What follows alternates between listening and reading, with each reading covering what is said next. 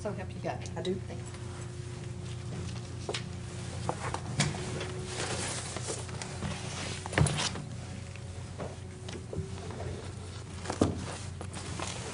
Would you state your name for the jury, please, ma'am?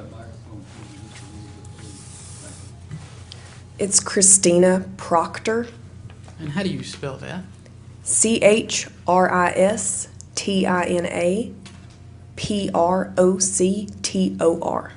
All right. And Agent Proctor, where do you work?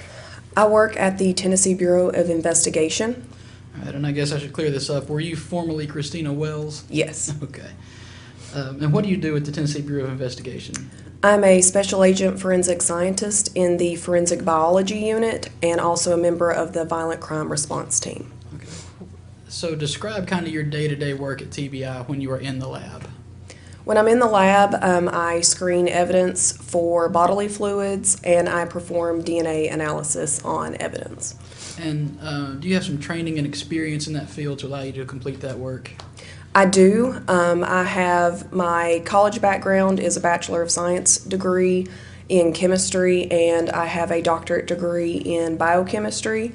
And then I went through an extensive training at the TBI in the forensic biology unit that consisted of presentations, direct observation of other analysts, and competency test at the end to complete the training.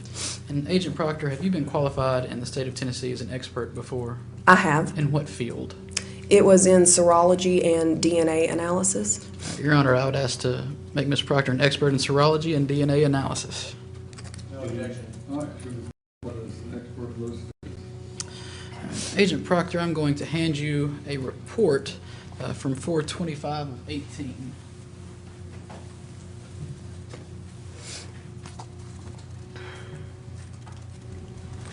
Do you recognize that, ma'am? I do. I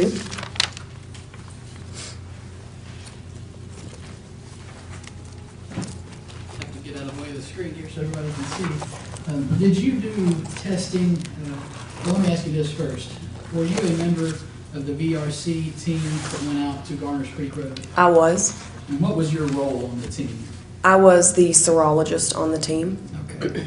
And were numerous items collected and tested by you as well as others as part of that? Yes. Right. And I believe you have a number of reports that you have made to record the findings of your testing. Is that correct? Yes, I do. All right. And this first report, what was the date that it was issued? It was 4/25/18. These reports, they can be kind of hard to read sometimes. So the exhibits, you see that column on the left there? I do. What is that referring to? That is the item of evidence that would have come into the lab that then I did testing on or looked at. And the numbers by it, the 001, 007, what does that refer to? That is the TBI's, the lab's exhibit number that was assigned to that piece of evidence. Okay. Now, when a piece of evidence comes into the TBI, how does it come in? It's submitted to our evidence receiving unit and by the agency or agents, and then it is received by one of our evidence receiving technicians. It's given a unique identifier number and put a barcode on it, and then it's electronically tracked throughout the lab when it moves, and then stored in our vault in our evidence receiving unit until we would request that it be pulled for screening. So it's securely held until you are ready to do your testing on that particular item? Yes. Okay.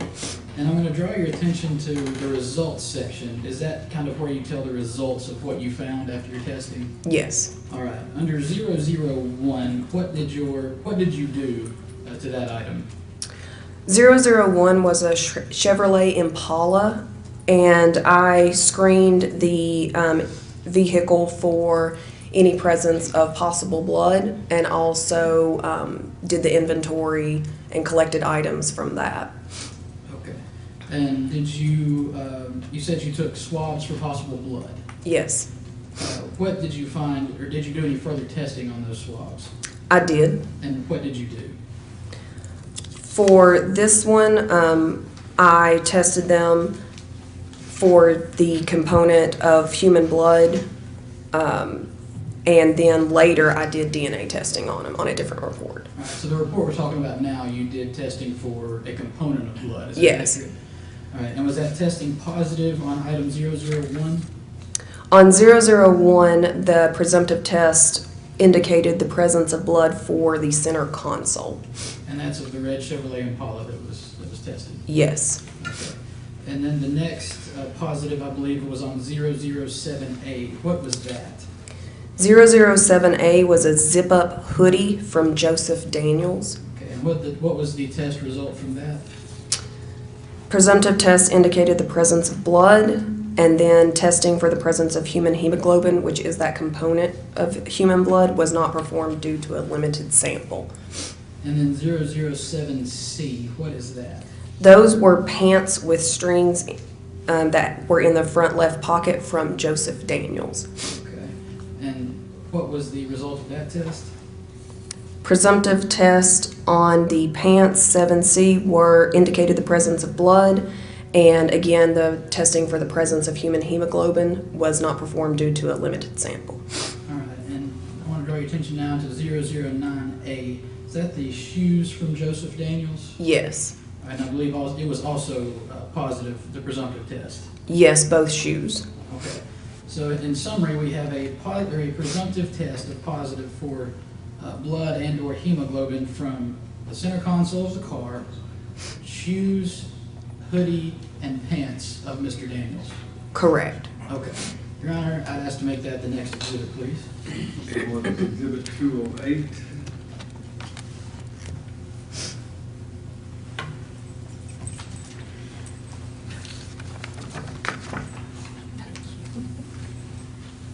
Can you identify that, Agent Wells, or excuse me, Agent Proctor? I apologize.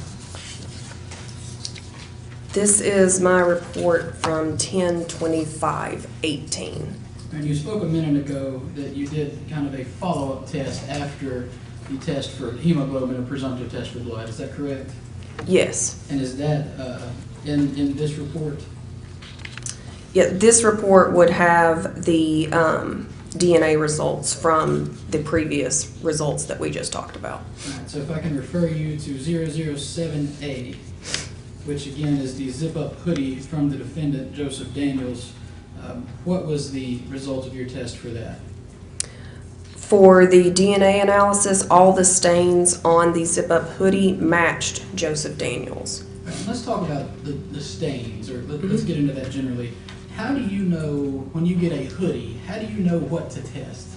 First, I would look just visually at, for this example, the hoodie and determine, is there any reddish brown staining on that hoodie that could possibly be blood? And then further, what do you do after that? And then I would do chemical testing to further determine if our presumptive tests are indicating that it could be blood. After I determined if they were positive, then if I had enough sample, I would go on and do another chemical test that would determine whether or not it was human blood. And then I would take a small cutting of that stain and proceed to DNA analysis to develop a DNA profile. So the first part of that we talked about, or that you just spoke of, the presumptive testing, that was Yes. the last report we talked about. Correct. So at this time, we're at the cutting a small sample and further testing on it. Yes. All right. So 007A, which is the zip-up hoodie from the defendant, you said matched Joseph Daniels' DNA. Correct. All right. And then 007C, which was the pants with strings from the defendant. What was the results from that? Those for 7C, again, it matched Joseph Daniels. All right. And 9A, the shoes. The shoes, so for the left shoe, the DNA profile was a mixture of at least 3 individuals, and then the major mixture profile was consistent with a mixture of 2 individuals. And then I assumed Joseph Daniels was a contributor to that profile and then deduced out the remaining profile, and this was consistent with Alex Nolan. So based on your testing, it's your opinion that the DNA of Joseph Daniels and Alex Nolan was on this left shoe? Yes. All right. And what about for the right shoe? For the right shoe, this was a mixture of at least 2 individuals, and then the major contributor matched Joseph Daniels, and then further than that, then it was a limited minor contributor profile that I couldn't do anything further with. It was inconclusive. Let's talk about a mixture. What does a mixture mean when you say that? So a mixture is meaning that it didn't come from just one single person. That would be a single source, what we call it, a single source profile. But a mixture is DNA profiles that consist of more than one person. And is it sometimes possible to unmix that or figure out who it is? Yes, And sometimes is that not able to be done? correct. Okay. All right, and let me direct you to 014A, which was the swab, I believe, from the center console of the maroon Chevy. Yes. What was your result there? The DNA profile matched Joseph Daniels. All right. And let me hand you a photograph.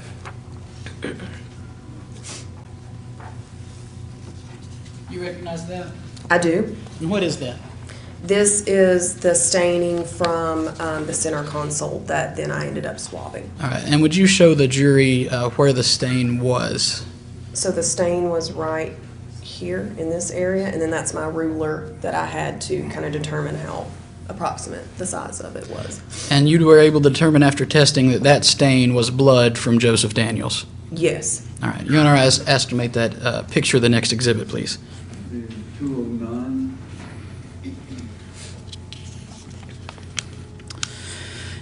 And Agent Proctor, let me now direct your attention to 19A.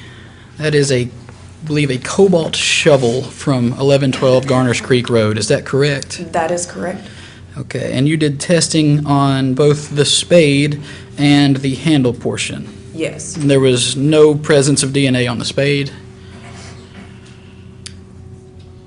Yes, they tested presumptive. I did presumptive testing, but then I was not able to develop a DNA profile off of that. And what about for the handle of that shovel? The handle, I did have a profile on the portion of the handle that I swabbed for touch DNA. And who was that profile consistent with? It was consistent with Joseph Daniels. All right. And you have a note down here that there were possible hairs collected from the exhibit. Is that correct? That's correct. And how many hairs were there? Your Honor, we have a sidebar.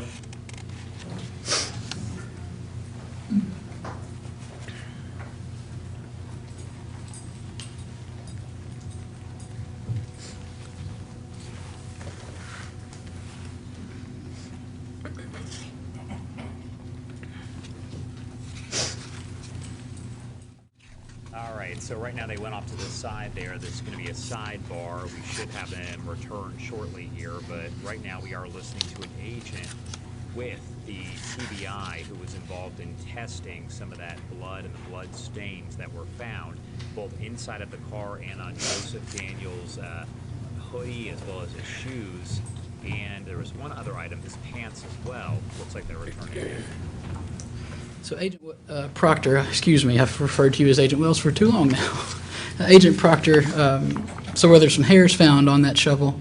Yes. And the TBI does not test hair, is that correct? Correct. All right. So moving then to item 20A, which I believe was a wooden-handled shovel, is that right? That's right. You tested the handle portion of that shovel, and what was found on the handle portion? The handle portion was a mixture of at least 3 individuals, and then I had a major contributor profile that was to an unknown male. All right, so there were at least 3 individuals' DNA on there, and the major contributor was an unknown male. Yes. All right. And then just a quick note of there was an envelope that was tested that I believe was submitted a little after this original stuff. Is that accurate? Correct. And Mr. Daniels' DNA was found on that envelope. Correct. All right. Your Honor, we'd ask to make that report the next exhibit. Exhibit 210.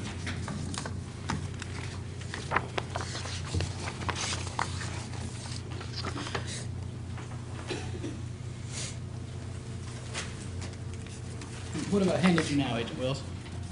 This is my report from 5/28/19. And I will get it right in a minute, Agent Proctor. Maybe. I will do my best. All right. Was there more testing done on that wooden-handled shovel that we spoke of just a second ago? There was comparison done. yes. Comparison. All right. Tell us what the result of that was. I had received a standard, a DNA standard from Joe Daniels, and then I compared it to the previous profile that I developed in the last report that we talked about. And this, the major contributor profile, was consistent with Joe Daniels. All right, and when you say Joe Daniels, are you referring to, who are you referring to? I believe that was the grandfather. Okay. And Exhibit 38A, which is the comparison that you did, was from a buccal swab from Joe Daniels. Is that correct? Correct. All right. Your Honor, we would ask to make that the next exhibit. Would be 2211. And Agent Proctor, let me point out one more thing. There was at least 3 individuals. There was a mixture of at least 3 individuals. Is that accurate on that? Yes. And were you able to determine who the other 2 individuals were? No. Okay.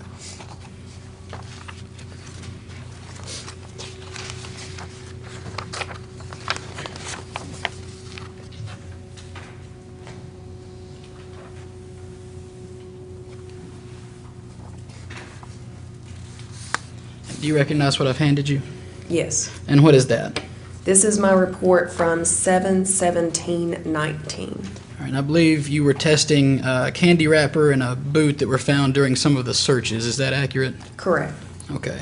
And were you able to find any DNA on either one of those? No.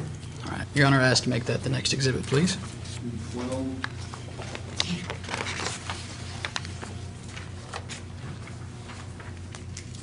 One more. Do you recognize what I've handed you there, Agent Proctor? I do. And what is that? This is my report from 7/24/20. And what are you testing there? This was a lock and key from 1112 Garners Creek Road. All right, so that was collected from the residents of 112 Garners Creek. Yes. And were you able to find any DNA on the lock and key? Yes. Okay. And what was were you able to identify those individuals? No. All right. Was there a mixture or was there a single individual? It was a mixture of at least 2 individuals. All right. And was one of those, I believe your report says there was at least 1 male. Correct. So we don't know who was on it, but there was at least 1 male's DNA on that. Correct. Could it have been more than 1 male? Do we know? It's possible, yes. Okay. Your Honor, I'd estimate that the next exhibit, please. 214. No, but 213. I'm on 210. Trust me, I think it's 213. Agent Proctor, do you recognize that bag that I've handed you? I do. Okay, and what is that? This is the brown paper bag that was submitted to the lab, and then I opened up and tested for my exhibit 42A. So that would be the lock and key that we just referred to. Yes. All right. Your Honor, I would ask to make that the next exhibit, please. Of course, have a moment to catch up. Certainly, Your Honor. There should be 214 on it.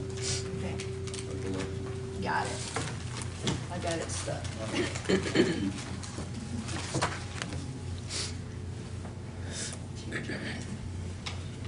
According to the record, that is correct. Oh, it's back. I don't care. Agent Proctor, I will ask you just a couple questions while Miss Pam is catching up here. Did you take some photos of items that were in the red Chevrolet Impala? Yes. All right. And were you and Miss Littlejohn kind of working on that vehicle together or parts of that vehicle together? We didn't directly, physically work on it together, but yes, I mean, we both worked on it. Okay. So she was looking for the trace evidence, and what were you looking for? I was, again, doing serology DNA, so screening for blood to begin with. So when you get a vehicle and you're told, we want you to screen for blood in there, what do you do? I'll do a visual examination. Depending on what the interior looks like if it's a dark interior, I will, what we call, do general rubbings, which is basically where I take paper and go over the surfaces of, say, the seats or the consoles or, anything inside, and then test that with my chemicals to see if there could be possible blood. And then also just examine the trunk area or basically the entire inside of the vehicle. And we've already talked about you did in fact find Mr. Daniel, the defendant's blood on the center console. Yes. And I'm going to hand you a photograph here. Did you take that photograph? Yes. And what is that depicting? These are items from, well, specifically like the front passenger door, front passenger seat, floorboard, from the vehicle.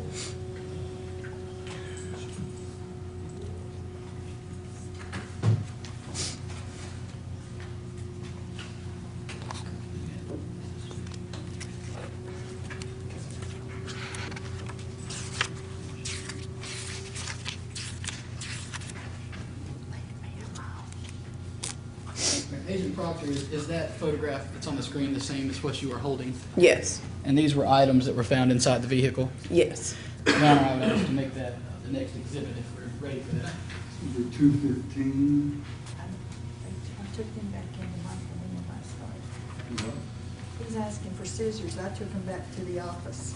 Agent Proctor, what is that I've handed you? This is another picture of some of the items that I took out and inventoried from that vehicle. And is that picture that you're holding the same as what is on the screen? It is. All right, Your Honor, we'd ask to make that the next exhibit. This would be number 216.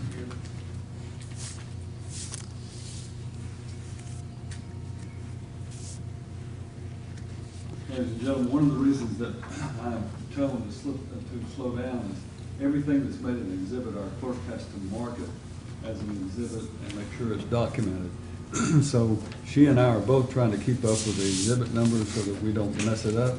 So if I tell the attorneys to slow down just a little bit, I know we're all anxious to keep moving, but I'm trying to make sure that we get this documented correctly. So, and plus she throws things at me if I don't do that. Go ahead. And Agent Proctor, do you recognize the photo that I've handed you there? I do. And what is it depicting? Is more evidence or more items from the Impala and from the trunk is what you're mainly looking at. And is that the same photo that we see on the screen? It is. Your Honor, I'd ask to make that the next exhibit. This would be 217.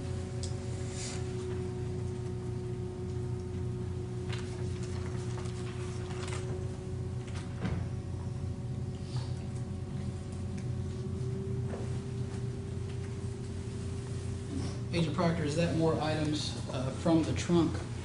It is. And is that the same picture that you're seeing up there on the screen? Yes. And that bag, is that a taekwondo bag? Do you recall? Yes, it is. All right, and we have some documents that we can see in that picture. Were there some documents in the trunk? Yes. All right, Your Honor, we'd ask to make that the next exhibit. 218.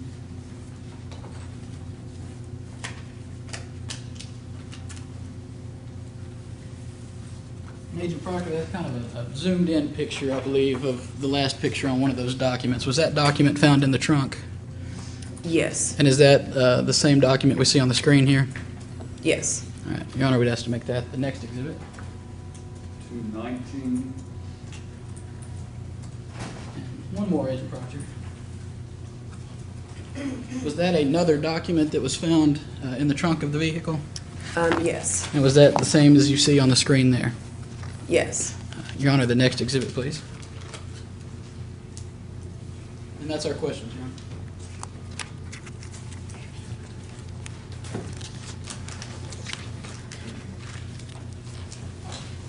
Number 220 on the last level of 220. I'm going to give them a second to get caught up.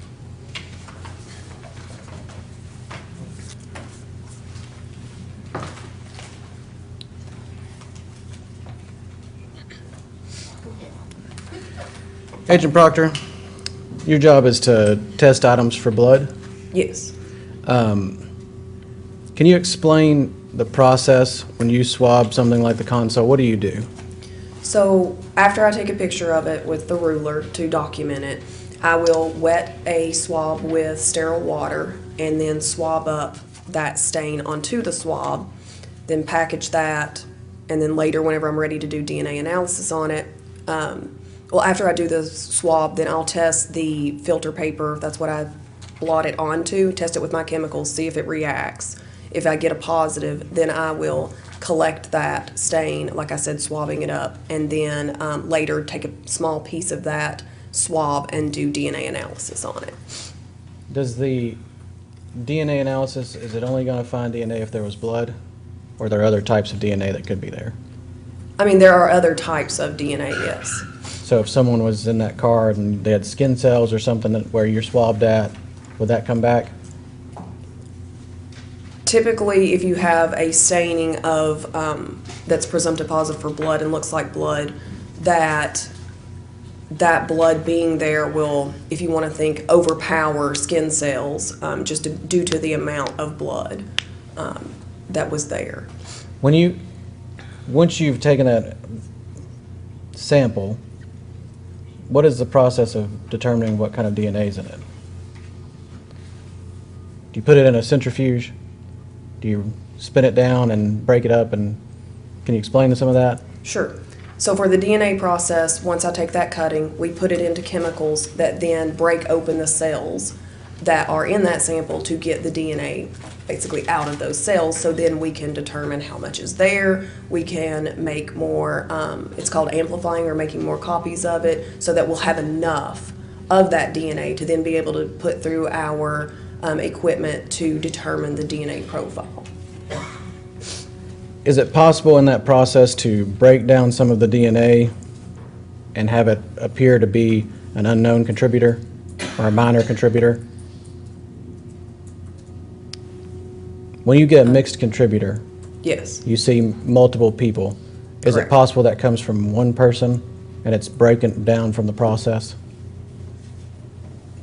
You would not get a mixture from a single individual. Like if it was their DNA in that tube that was only from them and there was only one person, then no, I mean, our process wouldn't break it down into then developing a mixture profile, so to speak. You wouldn't get an inconclusive profile.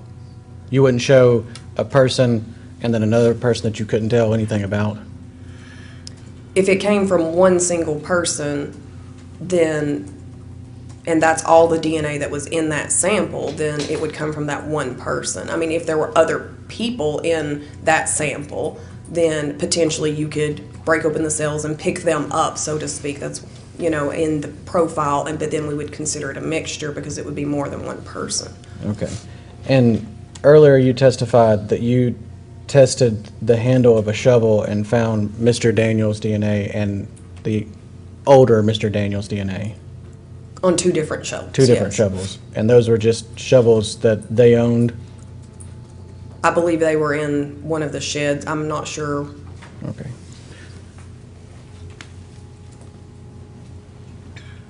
Another problem. Read the record. Just briefly, Judge. Agent Proctor, do you have a copy of your report from July the 24th of 2020 that's already been made an exhibit? Yes, I do. I know Ms. Pam's working hard over there, so I'm going to try to get her to get that back out.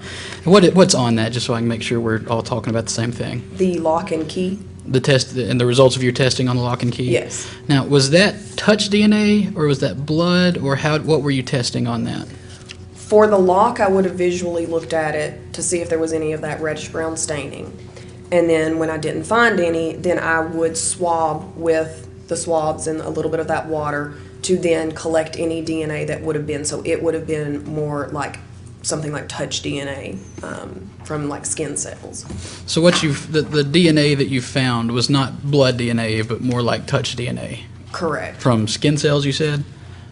I mean, it can be skin cells, sweat, I mean, Okay. anything like Okay. that. And just let me make sure I didn't confuse everyone, because this is hard for me to understand too. A mixture of people. Yes, We are talking about more than one people whose DNA is on this item. Is that correct?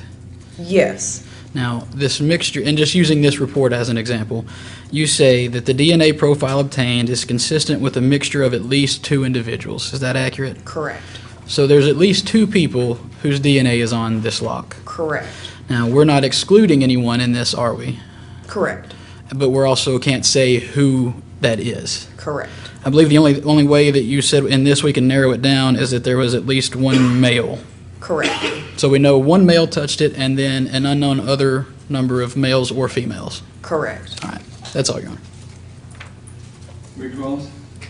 No, Your Honor. Thank you. Agent, you may step down. We'll release you from your subpoena. State and declare your witness. Charlie Casablanca.